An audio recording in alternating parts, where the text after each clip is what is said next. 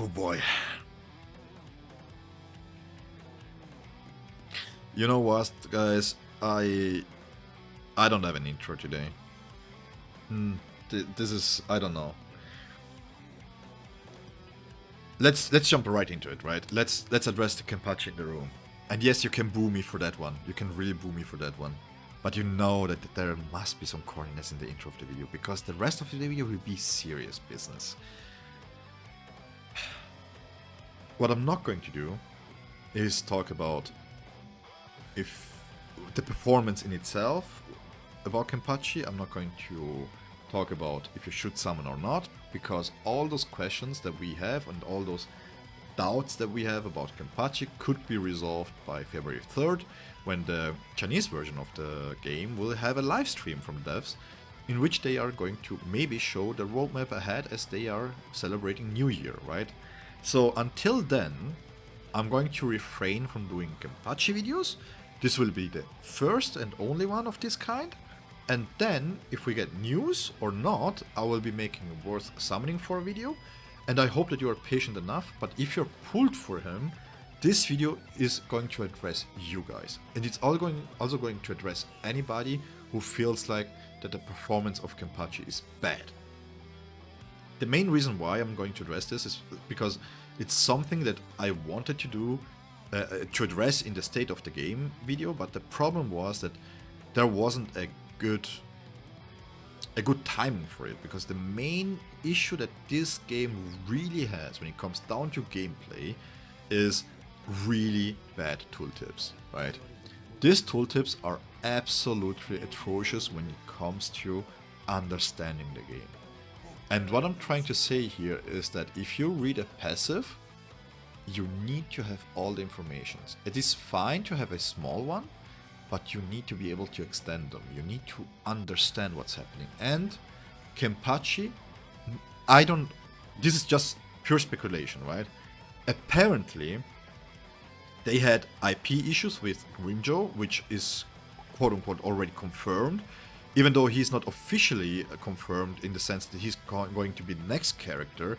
He is confirmed because the devs were talking about IP issues and about issues that they faced with Grimjo and apparently with his forms. I don't know exactly what, because I didn't dive into it, but they have IP issues. So my guess is they put the Kenpachi release before the Grimjo release, and they didn't have time to properly address the tooltips, because these tooltips are one of the worst tooltips that I have ever seen in a game. I'm not gonna lie. And it wasn't apparent when I was live streaming it. It became apparent once I started to dive into it, because I wanted to do a guide. As I mentioned in the stream, I try to be as how do you say this? I want to post them as soon as possible, so that people who pulled for the character can get the most benefit out of the guide as possible, right? That said, there is a lot of testing going on, right? And I did a lot of testing to this. And I was surprised when I went on Reddit and saw all the people having issues with his performance. I have seen people telling their experience that they were going to die in 15.3 with a B2 Kenpachi, and I'm like, how? Right? Because from my experience, I didn't experience this. But also, to be honest, I've put over 8 hours of testing to his kit, just his kit alone, because there were so many inconsistencies that I had to. You cannot ask anybody, doesn't matter if you're a content creator or anybody, to put 8 hours into a gacha game just to test stuff out, right? I'm doing it because this is a really enjoyable part, and I hope that it informs you guys into making proper decisions when it comes to itemization, gearing, boss fights, and so forth and so on. I just hope that it helps you out, right?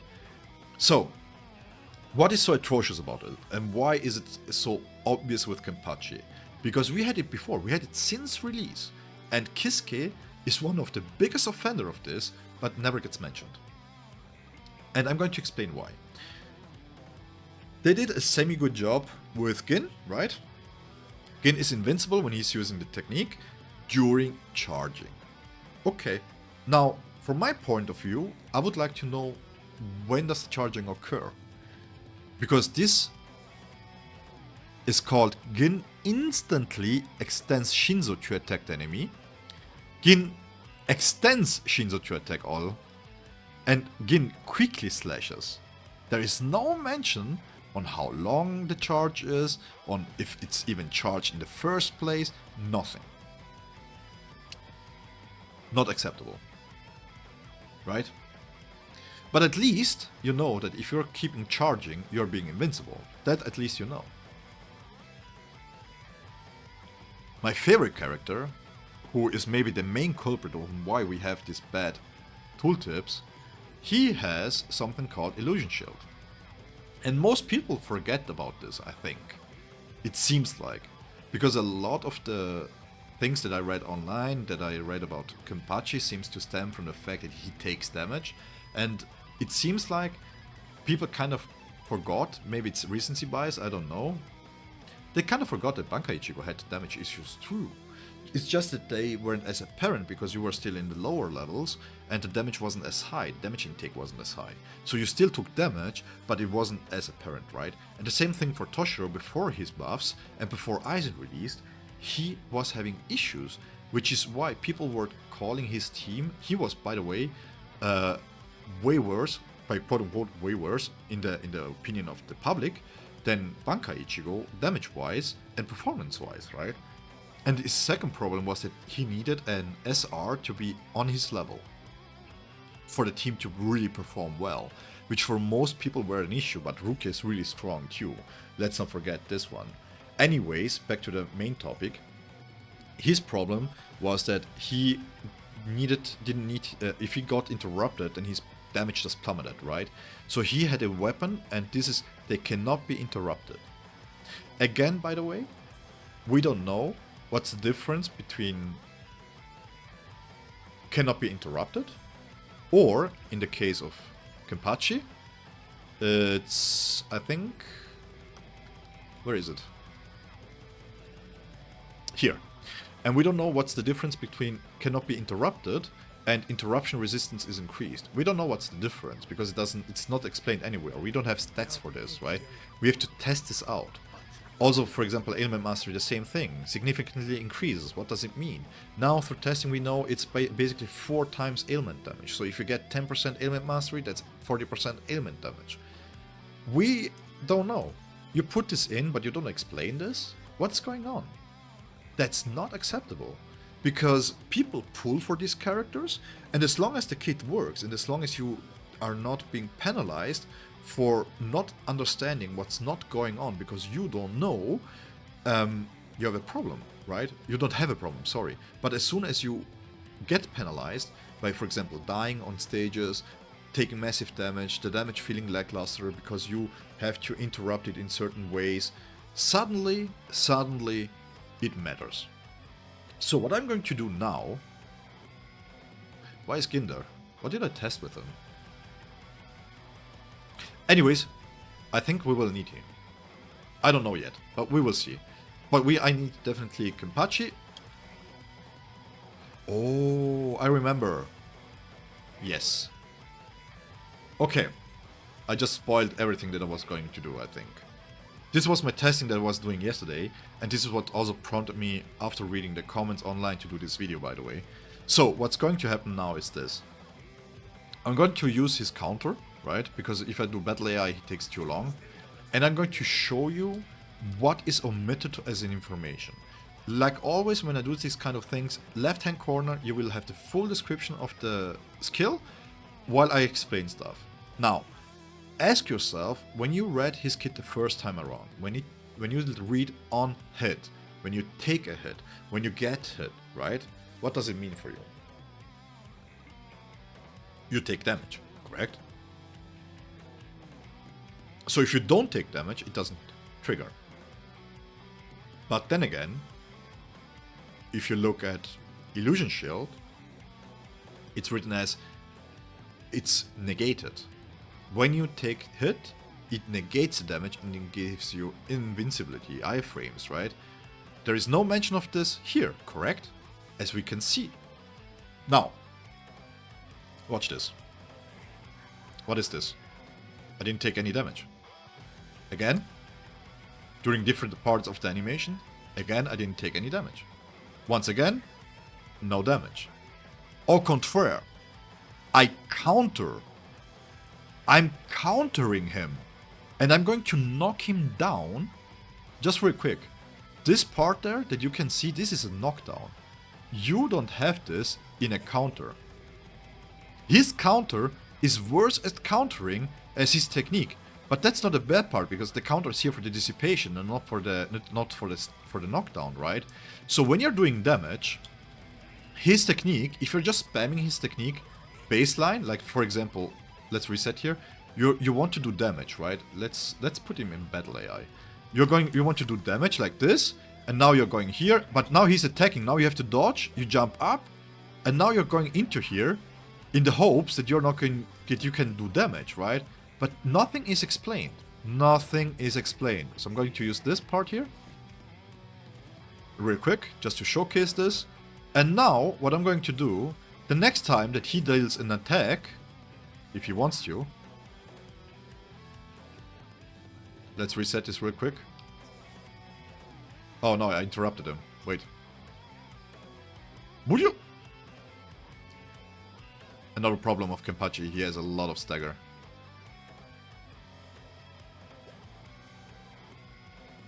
Let me wait real quick. Please. Don't make me make this video 20 hours long just because you don't want to attack. Can you attack? There you go. I interrupted him. He had super armor. You heard the clink clang, right, from the weapon because he was blocking. I interrupted his blocking with it. That's nowhere written in the skill. This skill here is your survivability button, especially when you play double support with Kiske. And why Kiske? Because Kiske is the same thing. The skill says that when you use the Gigai, you move backwards in stealth and then this taunts, right? Question, who does it taunt? Minions? Bosses? What does the taunt look like? Does the taunt interrupt super armor? Does the taunt interrupt attacks? Do we know? It's not explained, so we have to test this, right? We do something like this. Hey, what? Atro, what just happened? You didn't take damage. Aha. Where in the skill is this part here? Where in the skill it's written that you don't take damage while you use this? It's not written anywhere. You have to find out by yourself. So now, when you're playing him, you dodge, you go into him, you can still block, you use the technique, right? This is what you do. And now you lose damage because you had to stop the technique from working. And this is where you have to go. And now you can push through. You take some damage, but now you have to stop the frenzy because he's going to attack you. And this is the issue that people have because they feel like they have to interrupt their attacks, right? But the fact is, it's even though you can get one free clean hit, you don't take damage during this, for example, right? So if I'm going to wait for him to stack back up, I'm going back into him, I mitigate the damage, I push through, I interrupt him, I get the last hit, and now I'm going into my attack here, and he's still interrupted, he's still staggered, and if he gains super armor... Wait a second. Stand up. Did I take damage, guys? Again. Just so you know. Watch again, please. Why is this information omitted from the player? I will wait again. I'm at 17,791. Why am I able to iframe this? Why is it not in the description? People are spamming their skills, they're getting hit because they don't know, because it's not written in there. You cannot make an informed decision about your skills, and the same thing for his ultimate, right? When you use his ultimate, for example, the hits that you take, it's not written there that you take damage. It's not written that you take what kind of damage that you take. So I can push through, but I will take damage. This makes his ultimate significantly worse if you have ultimate charge rate. But you don't know until you experience it. Which is just not good enough. It's not good enough. So what you can do when you play with Kenpachi, you use this as a counter, right? And then if immediately after this, you get an attack, I will just showcase this real quick here, he will attack again and you have to drop out, right? Now you can use the change to use his Gigai while the animation is dropping to get out of it. And now you can switch back. And you can iframe this too. And this is how you can dodge attacks, but you need to know that you can do that.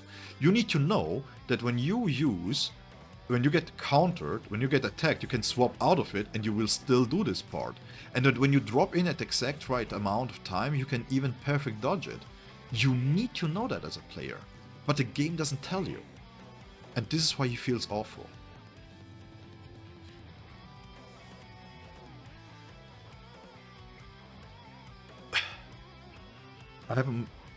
I haven't more gratitude, to be honest. Like, his banners is good. His banner is really good. Yachiro is fantastic. I love the double support gameplay. I really love it. It's so good.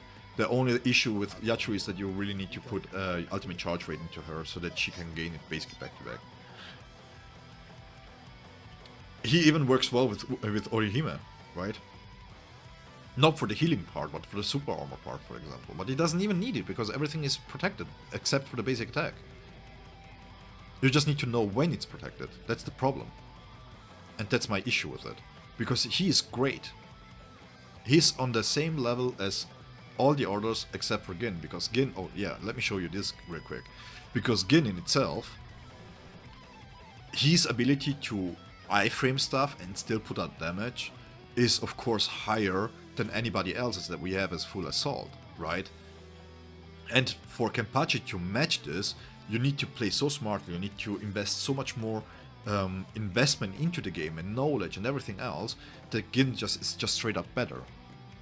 And this is how characters should be. Superficially, you should be able to play them as they're intended. And then if you want to increase the skill ceiling, you can do that, but give all the information to the player. God... Anyways, same thing here. We don't know what charging means, right? So this is the attack. Charging is when he, on the first technique by the way, when he takes the arm back. When he goes forward, this doesn't count as charging. Come near. This can be dodged. Iframed, I should say. If you wait until the arm goes forward, this is too late. It's not charged. You have to be really precise with it, but if you are, then you're getting rewarded with iframes. So most people, what they do, they just charge 2 or 3, but by charging 2, you're going to lose so much more damage, and you're going to lose agency about bigger hits. You're going to lose a lot more stuff in the long run, right? It needs to be explained. That's basically the video for today. This is just a small rant from my part. I try to usually be really supportive of the game, because I think it's a great game. It's really fun to play. I really love everything behind it, right? But this stuff needs to be explained. It needs to be. Anyways, if you have pulled for Kenpachi, let me know in the comments down below how you enjoy this. And let me know if this video is going to help you overcome some of the problems that you may face with Kenpachi. This is not a Kenpachi guide. The full Kenpachi guide will be out after we know if there are buffs or not. But this should just help you overcome the difficulties in the beginning, okay? And I hope I can achieve that with this. With that out of the ways, once again, thank you so much for your support. Love you all. See you in the next one. And yeah, keep having fun. Bye bye.